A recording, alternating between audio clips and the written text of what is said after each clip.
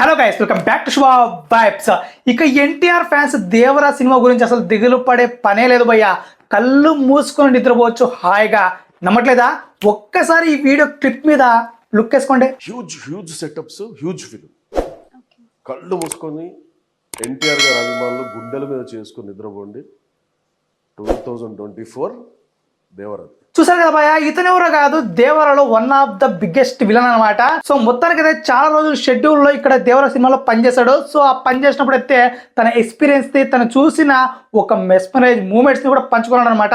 So ఇక్కడైతే తను చెప్పిన విధానం బట్టి అయితే Koratala Shiva and NTR and caste and crew మొత్తం దేవరా టీం మొత్తం అయితే ఎంతలా కష్టపడుతున్నారో ఇతనే ఇంతలా చెప్తున్నాడంటే సినిమా యూనిట్ ఇంక ఏ రేంజ్ లో ఎఫెక్ట్ పెడుతుందో అర్థమవుతుంది అనమాట. అసలు దేవరా సినిమా ఏమవుతుందా, హిట్ అవుతుందా, ఏమవుతుందా అనే దిగులు అస్సలు పడకుండా బై హ్యాపీగా నిద్రపోండి.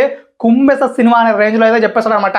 ఒక్క విషయం చెప్పాడు కొరటాల శివ గురించి, కళ్ళు మొత్తం అగ్గి రవ్వల ఎర్రగా అయిపోయినా సరే, అసలు కళ్ళు మొత్తం ఇంత వాసిపోయినా సరే నిద్ర లేకుండా అస్సలు అనుక్షణం పని చేస్తూనే ఉన్నాడంట. నిజంగా ఆచార్య ఎఫెక్టో లేకపోతే అసలు ఈ సినిమా ఖచ్చితంగా ఒక పెద్ద హిట్ ఇవ్వాలరా ఖచ్చితంగా ఎన్టీఆర్ అనే కసితోనో మొత్తానికైతే ఒక రేంజ్ లో అయితే పనిచేస్తుంది భయ్య కొరటాల శివతో పాటు యూనిట్ మొత్తం. ఇక ఎన్టీఆర్ గురించి చెప్పాల్సిన పని లేదు, ఆయన కష్టం గురించి కూడా సెపరేట్ గా చెప్పాల్సిన అవసరం కూడా లేదు. ఇక ఒక రేంజ్ లో ఎఫెక్ట్ అయితే పెడుతున్నాడు దేవరాకి అయితే, హిట్ కావాలి కొట్టాలి అని.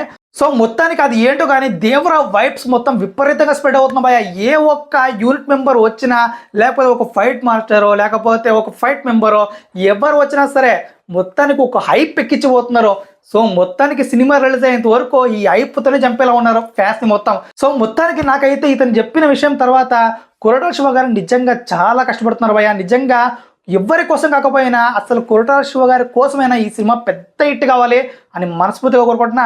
సో మొత్తానికైతే ఇదిగా సంగతి అయితే.